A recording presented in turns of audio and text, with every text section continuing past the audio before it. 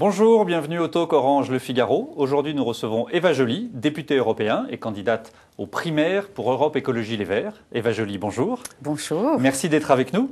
Ce week-end, donc, Europe Écologie Les Verts a décidé d'organiser ses primaires au mois de juin, plutôt qu'au mois de septembre, qui avait peut-être la préférence de Nicolas Hulot. Alors pourquoi ce mois de juin plutôt que le mois de septembre ? On entend quelques voix qui s'élèvent pour dire voilà, c'est une manière de barrer la route à Nicolas Hulot. Ça, vraiment, je pense qu'il y a des très bonnes raisons pour organiser les primaires en juin. Lesquelles ? Nous sommes dans une situation politique très compliquée en France. Il y a des crises internationales en Afrique du Nord et jusqu'en Syrie. Il y a la situation au Japon et il y a urgence de faire entendre la voix écologique. Et juste maintenant, la seule chose qui intéresse les médias, c'est de savoir est-ce que ça va être Eva Joly ou Nicolas Hulot. Donc, plus tôt cette situation sera réglée, mieux nous serons audibles sur le fond. Vous avez pu expliquer ? Donc, c'est la première raison. La deuxième raison, c'est que nous avons nos journées d'été au mois de juillet, au mois d'août, pardon, et qu'il est bon que les journées d'été servent comme rampe de lancement de la campagne et non pas de forum de discussion sur qui va être candidat. Et enfin, les socialistes font leur primaire à l'automne et donc ça va occuper l'espace médiatique. Donc pour nous, il me semble que nous avons toutes les raisons politiques au monde d'organiser nos primaires au mois de juin.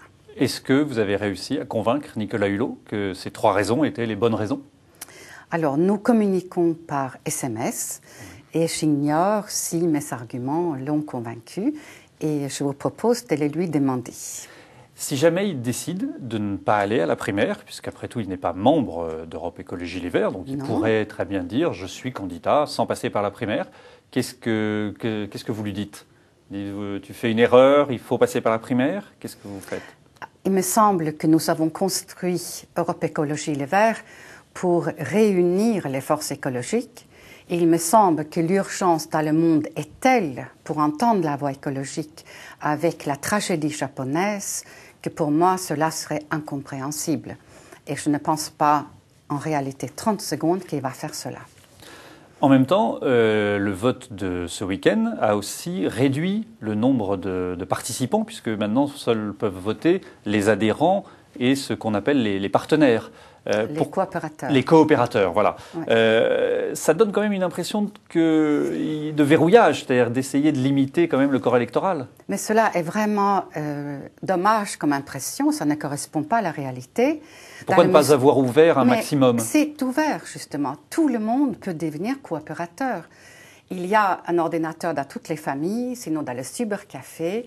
Vous allez sur le site Europe Écologie, vous cliquez. Vous payez 20 € et vous cliquez dans la rubrique coopérateur, ce qui veut dire que vous engagez et vous avez le droit de voter pour les élections présidentielles. Donc il n'y a plus que 2 mois pour s'inscrire. Oui, bon, comme ça prend exactement 3 minutes et demie, il me semble que 60 jours ou 80 jours, c'est plus qu'il ne faut. Dans les sondages, Nicolas Hulot arrive en tête. Il y a un sondage Figaro Magazine qui le donnait avec 51% de bonne opinion.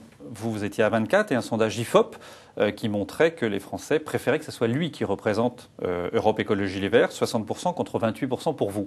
Cette situation, elle est difficile à vivre pour vous ? Vous l'acceptez volontiers ? Vous dites que vous allez remonter bientôt dans les sondages ? Non, moi je l'accepte complètement. Lorsque vous avez fait TF1 pendant 20 ans, que vous êtes un beau garçon et que vous montrez les merveilles du monde, mais vous êtes populaire. Simplement, je pense qu'il y a une confusion entre deux notions, la popularité et la crédibilité pour être candidat au président de la République. Je pense que ce n'est pas la même chose. C'est pas la même chose ? Vous avez une crédibilité plus grande que lui ? Je ne dis même pas ça. Je pense que les élections ou les primaires vont les démontrer. Mais lorsque vous regardez les intentions de vote qui mesurent auprès du même public qui il préfère, en réalité, nous sommes à coude à coude. Il y a des gens très populaires en France. Je veux dire, il y a Zidane, par exemple, et des chanteurs. La popularité n'est pas un critère pour devenir président de la République. Les internautes sont amenés à vous poser des questions. Oui. Ils étaient assez nombreux. J'en ai choisi une, celle d'Olivier. Pourquoi ne vous alliez-vous pas à François Bayrou ? À vous deux, vous formeriez une coalition intègre dont la France a besoin.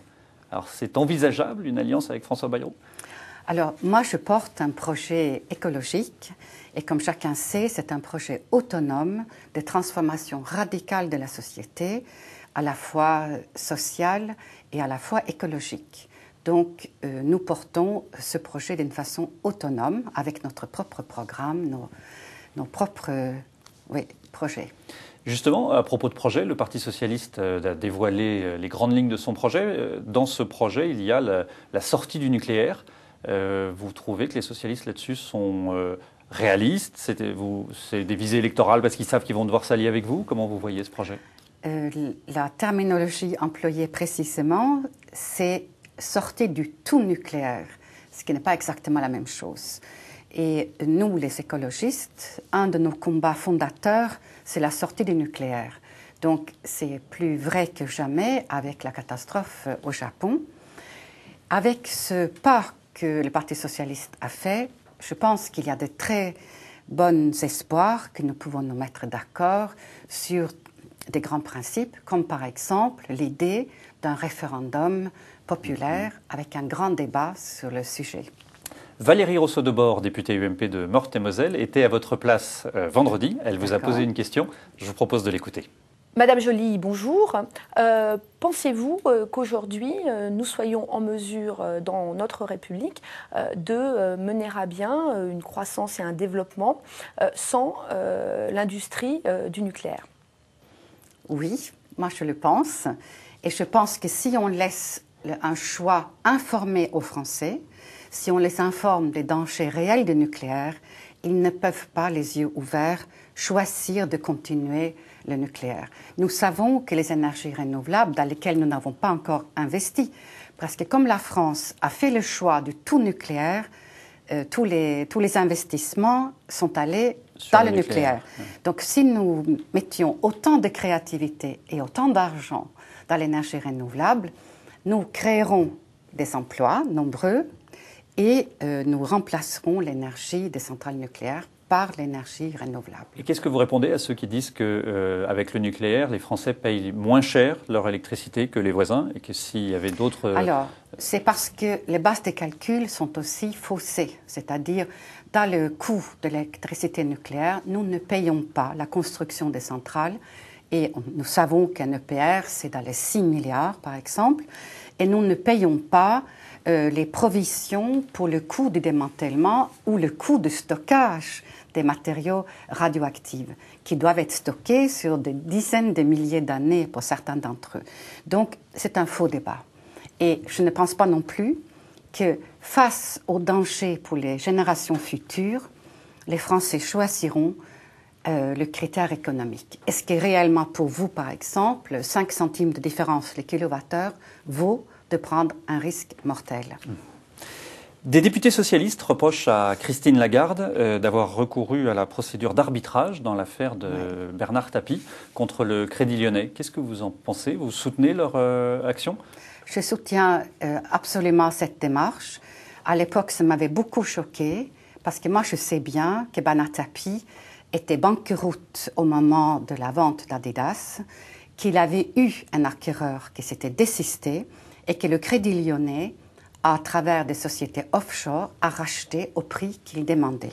Par la suite, la société a été restructurée, donc a été valorisée, et Bernard Tapie pensait qu'il avait un droit à participer à cette plus-value. Ce qui, évidemment, en droit commercial ou en droit pénal, ne tient pas la route.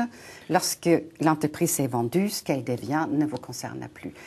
Et donc, c'est extraordinairement choquant de l'indemniser, alors que la Cour de cassation venait justement de dire ou de limiter le risque pour le Crédit Lyonnais, recourir à un arbitrage alors qu'il n'y avait plus de risque juridique, c'est incompréhensible, ou plus exactement, c'est tout à fait compréhensible, c'est sur instruction et ce n'est pas dans l'intérêt général.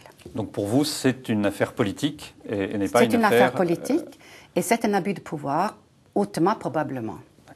François Hollande a déclaré sa candidature à la présidentielle la semaine dernière.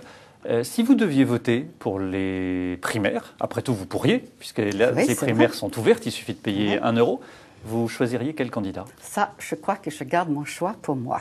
Mais est-ce que vous voteriez pour les primaires? Puisque vous avez le droit. J'ai le droit, non, je vais rester sur la problématique d'Europe Écologie. Eva Joly, merci d'avoir répondu à nos questions. Merci à vous. À demain pour un prochain talk.